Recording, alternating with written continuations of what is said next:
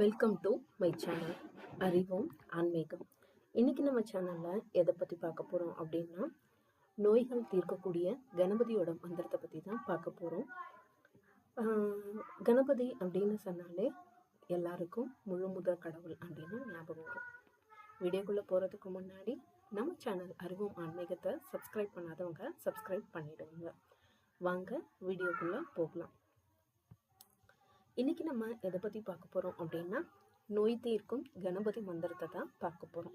நிறைய விதமான மந்திரங்கள் நம்ம பதிவில் பார்த்துட்ருக்கோம்.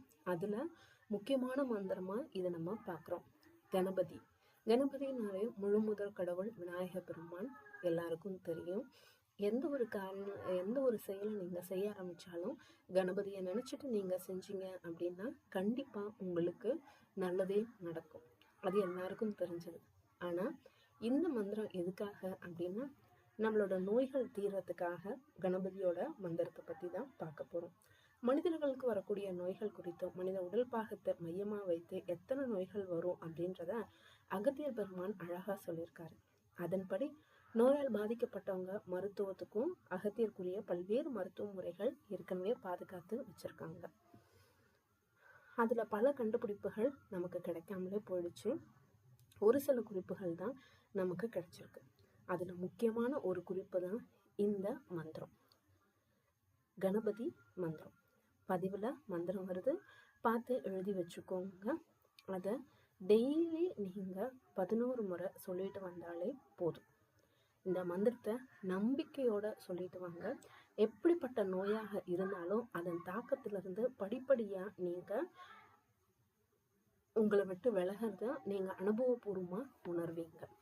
பதிவில் மந்திரம் வந்துட்டு இருக்குது, பார்த்து எழுதி வச்சுக்கோங்க. எழுதி வச்சுட்டு தினமும் இதை சொல்லிட்டு வாங்க. நான் மந்திரத்தை வாசிக்கிறேன், எப்படி வாசிக்கணுன்றதையும் கவனிச்சுக்கோங்க.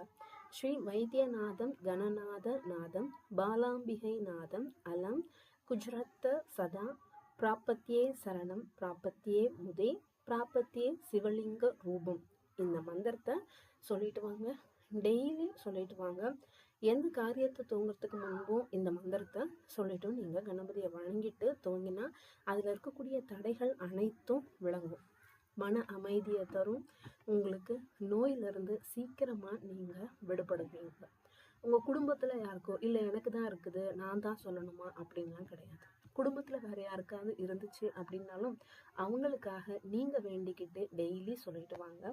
முடிஞ்ச அளவுக்கு 11 முறை இல்லைன்னா 16 முறை சொல்லிட்டு வந்தாலும் மிகவும் சிறப்பு தான். கோயிலுக்கு போயிட்டு 2 நெய் தீபம் ஏற்றிட்டு சொல்லிட்டு வந்தீங்கன்னா அதை விட மிகச்சிறப்பு தான். முடிஞ்ச வரைக்கும் கோயிலுக்கு போங்க, இல்லைனாலும் பரவாயில்ல, வீட்டிலையே சொல்லிட்டு வாங்க. வீடியோ பிடிச்சிருக்குன்னு நம்புகிறேன். பிடிச்சவங்க கமெண்ட் பண்ணுங்கள், ஷேர் பண்ணுங்கள், மறக்காமல் சப்ஸ்கிரைப் பண்ணுங்கள். வாழ்க வளமுடன்.